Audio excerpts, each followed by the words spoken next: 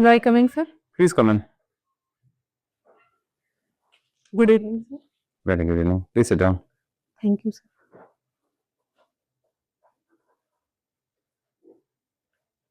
मैं अपना नाम और कास्ट बताएं. Please introduce yourself.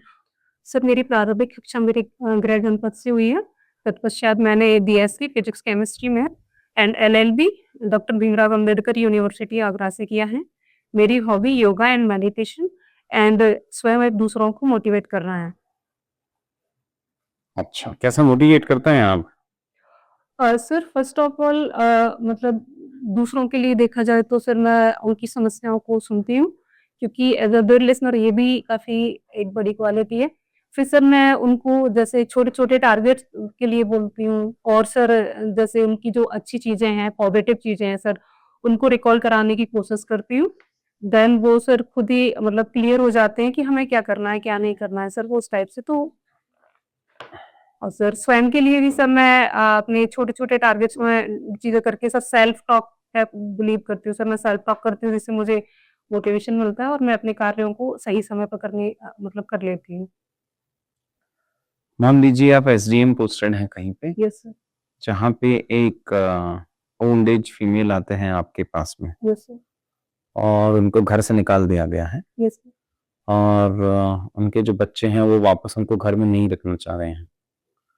क्या करेंगे आप ऐसे सिनेरियो में? सर सबसे पहले तो सर मैं उनसे संवाद स्थापित करूँगी, जाके कि समस्या क्या है? सर देन जो अगर वो फिर भी अगर नहीं रखना चाहते हैं उनको साथ में, तो सर जो शॉर्ट टर्म्स में सर जो वृद्धा आश्रम होते हैं सर, उनमें रखने की ट्राई करूँगी. और सर जो वृद्धावस्था पेंशन है सर, उनसे भी सर उनको अवगत कराऊँगी और उनको दिलाने की कोशिश करूँगी. और सर जो अपना जो भरण-पोषण एक्ट है सर 2007 वाला सर, उसके थ्रू उनको मुआवजा वगैरह दिलाने की भी कोशिश करूँगी. और सर इसमें एक जो माननीय सुप्रीम कोर्ट है सर, उनकी भी गाइडलाइन आई है कि आप अपनी ज़िम्मेदारियों से इस प्रकार से मुँह नहीं फेर सकते हो अपने माता-पिता को. वो आपके कर्तव्य है, तो आपको वो निभाना भी चाहिए सर. और अब मान लीजिए महिला वृद्धाश्रम में नहीं जाना चाह रही है, फिर क्या करेंगे? और ये भी नहीं रखना चाह रहे. सर फिर मैं वही सर जो भरण-पोषण एक्ट है सर, उसके थ्रू सर उनको मतलब जो मुआवजा वगैरह होगा सर, उसके थ्रू सर इसके लिए सर दूसरा काउंसलिंग का भी सहारा लिया जा सकता है कि बातचीत करके और कुछ समाधान निकाला जाए, तो सर मुझे लगता है सही रहेगा. अच्छा, आप अभी क्या कर रहे हैं? तो सर अभी मैं प्रिपरेशन कर रही हूँ. अच्छा, आपने मास्टर्स किया? No sir, BSc and LLB किया है सर. अच्छा, बीएससी भी और एलएलबी भी, ऐसा क्यों? सर क्योंकि जो मुझे सर एलएलबी में भी रुझान था बीएससी के बाद, तो सर इसलिए मैंने फिर उसको चूज़ किया. वही पूछ रहा हूँ, क्यों? क्योंकि सर वो आपको लीगल नॉलेज भी देता है और जो जिसका आप प्रशासन में क्या मतलब अपनी रियल लाइफ में भी यूज़ कर सकते हो सर, इसलिए. अच्छा, फिर तो आपको पता रहना चाहिए कि क्या संवैधानिक प्रोविजंस हैं, कौन से एक्ट हैं इन केसेस में जब ओल्ड एज को आप अलाउ नहीं कर रहे हैं. सर इसमें लीगली बाइंडिंग तो इस प्रकार का सर मैं नहीं अभी रिकॉल कर पा रही हूँ कोई एक्ट. लेकिन जो पेंशन्स वगैरह की स्कीम्स है सर और जो भरण-पोषण एक्ट जो अधिनियम आया है सर, उसके थ्रू ये जो मतलब एक्ट देखे जा सकते हैं इसमें. अच्छा, बीएनएस और बीएनएसएस में क्या फर्क है? सर वीएनएस भारतीय न्याय संहिता जो आईपीसी के जगह पर आया है सर, और जो बीएनएसएस है भारतीय नागरिक सुरक्षा संहिता है सर, जो सीआरपीसी के उस पे आया है. सर दोनों में सर अलग-अलग प्रोविजंस हैं. जैसे बीएनएस में अभी चेंज किए गए जो राजद्रोह था आपका सेक्शन 124 के तहत सर, उसको देशद्रोह में बदल दिया गया है सेक्शन 153 के तहत. और सर जो साइबर क्राइम्स वगैरह हैं, सर मॉब इनको सबको जोड़ा गया है उसके अंदर.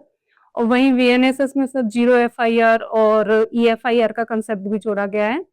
और जो लिंग है सर, उसकी डेफिनेशंस में भी ट्रांसजेंडर को ऐड करने की बात की गई है. तो अच्छा, अभी एक बात ही फेमस जम्मू एंड कश्मीर के एक एक्टिविस्ट हैं जिनको देशद्रोह की वजह से सेक्शंस लगा के अभी जेल में थे. वो 5-6 महीने बाद सरकार ने अभी डिसाइड किया है कि उनको फ्री कर देंगे. क्या नाम है उनका? सर जहाँ तक मैं रिकॉल कर पा रही हूँ सोनम वांगचुक। हाँ जी। तो क्या लगता है वो सरकार ने क्यों उनको जेल में रखा था? सडनली गवर्नमेंट ने डिसाइड कर लिया कि उनको फ्री कर देना चाहिए।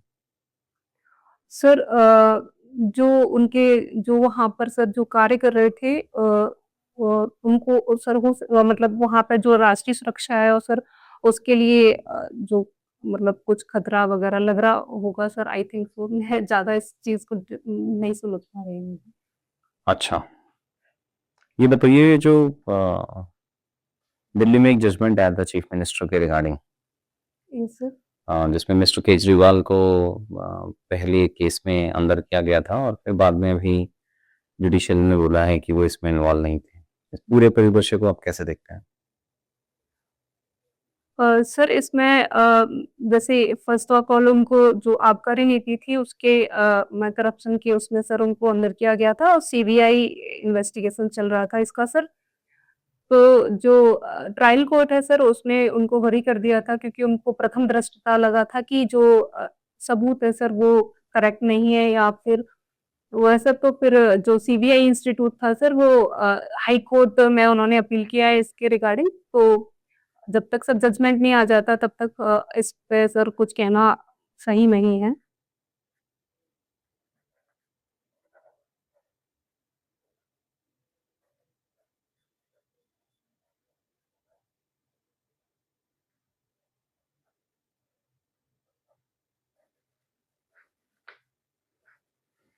अच्छा, उत्तर प्रदेश में जो डिफेंस कॉरिडोर है उसके 6 नोड्स हैं, यस सर। के नाम बताएं। और सर आगरा, अलीगढ़, झांसी और लखनऊ, कानपुर और सर लास्ट शायद Unnao sir. Ganga express way कहाँ से कहाँ तक है? सर दंगा एक्सप्रेस वे सर मैं उचित रूप से सर अभी मुझे रिकॉल नहीं हो रहा है सॉरी। अच्छा, सिद्धार्थ नगर का नाम सुना है आपने? Yes sir. उसके आसपास के डिस्ट्रिक्ट्स के नाम बताएं। सिद्धार्थ सॉरी सॉरी सर मुझे अभी रिकॉल नहीं हो रहा है। अच्छा, ठीक है। आपने सुना होगा कि कुछ टाइम पहले दिल्ली के अंदर पुलिस और वकीलों के बीच में कुछ झगड़ा हुआ था, जो कोर्ट में केस गया था, आगे भी बढ़ा था। क्या था वो केस? सॉरी सर मुझे आइडिया नहीं है इसकी इसकी कह रही। अच्छा, यूजुअली हम जो देखते हैं कि जब ये कॉन्फ्लिक्ट्स होते हैं लॉयर के बीच में और पुलिस के बीच में, तो इतने रेगुलर कैसे हो जाते हैं? मतलब बाकी केसेस के अंदर तो इतना नहीं देखा जाता है, बट लॉयर और पुलिस वाले केसेस काफी रेगुलर से रह जाते हैं, ऐसा क्यों है? सर यहाँ मैं समझती हूँ जहाँ तक कि मेंटल डिस्प्यूट का हो सकता है सर कि लॉयर को लगता है कि उन्हें कानून की अच्छी समझ है और सर उधर पुलिस प्रशासन को भी सर इसमें लगता है कि उनको भी अच्छी समझ है। तो सर मैं अभी तो यही सोच पा रही हूँ उसमें कि हो सकता है सर इसी प्रकार का कुछ है। हम्म। आपने अभी सुना होगा ईरान और बाकी कंट्रीज के बीच में एक वॉर चल रहा है। Yes sir. अब जो ईरान है वो अपने पड़ोसी देशों पे हमला कर रहा है, यस क्या ये जायज है? सर एक संप्रभुता के अकॉर्डिंग देखा जाए या प्रथम दृष्टता देखा जाए तो सर ये मतलब अ, ईरान की पॉलिसी इसका मुझे नहीं पता लेकिन इस तरीके से वो पर हमला करना तो गलत है एक तरीके से देखा जाए। फिर ये वापस हमला क्यों नहीं कर रहा है?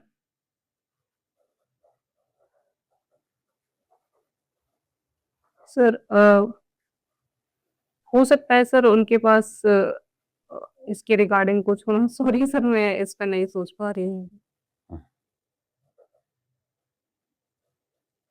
अभी हमारे ऑनरेबल प्राइम मिनिस्टर ने ईरान के जो नए चीफ हैं उनके साथ में बात की है। Yes sir. तो आपको लगता है ये बात पहले होनी चाहिए थी कि अभी राइट टाइम है? इतना लेट क्यों बात किया होगा इंडिया ने आपके हिसाब से? सर इंडिया सर संवाद और कूटनीति पर अधिक फोकस करता है। तो और शांतिपूर्वक जो उनकी फॉरेन पॉलिसी है वो पीस वाली है सर तो मतलब उन्हें लगा कि इतना शायद आगे तक ना चाहिए वॉर वाली कंडीशन है वो। लेकिन फिर सर जो हमारा ऑयल ऊर्जा सर निर्भरता है सर वो भी पश्चिमी देशों पर अधिक है सर 85% के सर बुकिंग अपना ऑयल उधर से ही आता है। और जो एलएनजी वगैरह प्राकृतिक गैस वगैरह जो हॉर्मोन स्टेट से सर ट्रांसफर होती है, तो सर उस पे भी ईरान ने सर ब्लॉक कर रखा है उसको। तो जो क्राइसिस हो रहा है सर इसके रिगार्डिंग जो अपने माननीय प्रधानमंत्री जी हैं उन्होंने इनसे बातचीत की है कि जितना जल्दी हो सके इसे सॉर्ट आउट करने की कोशिश की जाए और संवाद और समझौता स्थापित किए जाए इसे। जो टैरिफ लगाया था यूएसए ने इंडिया पे, यस सर। उसको यहाँ के सुप्रीम कोर्ट ने नलिफाई कर दिया है, यस बट इंडिया पे फिर भी अभी एक टैरिफ लग रहा है। क्यों लग रहा है वो? सर इसमें सर जो उनके माननीय कोर्ट का डिसीजन आया है सर उसके अनुसार तो सर हटा दिया गया है, लेकिन जो अभी लग रहा है सर उसके बारे में सर मुझे अभी जानकारी नहीं है सर। इंडिया और यूएसए के बीच में जो टैरिफ की जो डील हुई है, ट्रेड डील, उसके बारे में आपको कुछ आइडिया है? सॉरी सर मुझे अभी याद नहीं है। अनफेयर प्रैक्टिसेस के लिए यूएसए ने इंडिया और बाकी कुछ कंट्रीज के अगेंस्ट में एक इंक्वायरी स्टार्ट की है। Yes sir. सेक्शन 301 है शायद, उसके यस बारे में सर। आपको पता है? यस सर, ये मैंने न्यूज़पेपर में सर जितना पढ़ा है सर उसके अनुसार यही है कि जो वहाँ के सुप्रीम कोर्ट है सर उन्होंने जो भी अमेरिका के द्वारा जिन कंट्री पर सर टैरिफ लगाया गया था, तो सर उन्हीं के रिगार्डिंग सर डिसीजंस दिए हैं कि जो वो अनफेयर था इस तरीके से नहीं लगाना चाहिए था। तो सर मुझे इतना ही जानकारी है सर इसमें।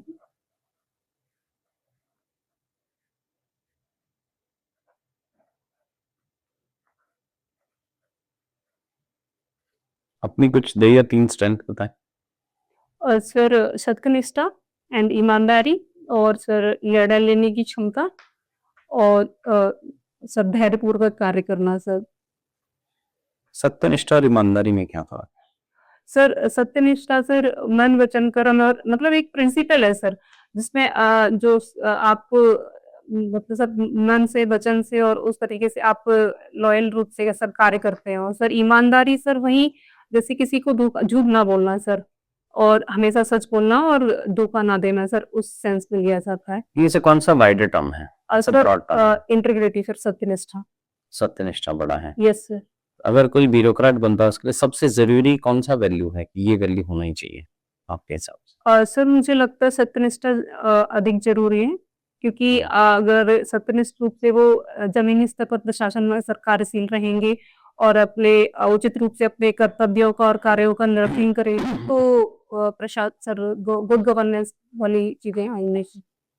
और ये तो फिर सत्यनिष्ठा तो प्राइवेट सेक्टर में भी उतना ही जरूरी है। Yes sir. गवर्नमेंट में क्यों जरूरी है ज्यादा? सर दोनों जगह ही जरूरी है और वहाँ पे जैसे गवर्नमेंट प्रशासन में सर आप नागरिक केंद्रित प्रशासन की बात करते हो और नागरिकों के प्रति आपकी जिम्मेदारी भी होती है सर कार्य करने की, तो मुझे लगता है वहाँ सत्यनिष्ठ होकर आप करेंगे तो अच्छा प्रशासन चला पाएंगे सर। मान लीजिए आप यहाँ सेलेक्ट नहीं होते हैं, आपका प्लान बी क्या है? सर मैं जहाँ तक मुझे उम्मीद है सर हो जाना चाहिए। अगर ऐसी कंडीशन आती है तो सर मैं अपना पहले वैल्यूएशन करूंगी कि मेरी गलती क्या हो गई सर और फिर ट्राई करूंगी दोबारा। और सर प्लान बी के रूप में अभी मैंने यही सोचा है कि जो भी गलती रहेंगी मेरी सफलताओं की उनसे मैं सीख लेके सर नेक्स्ट टाइम ट्राई करूंगी।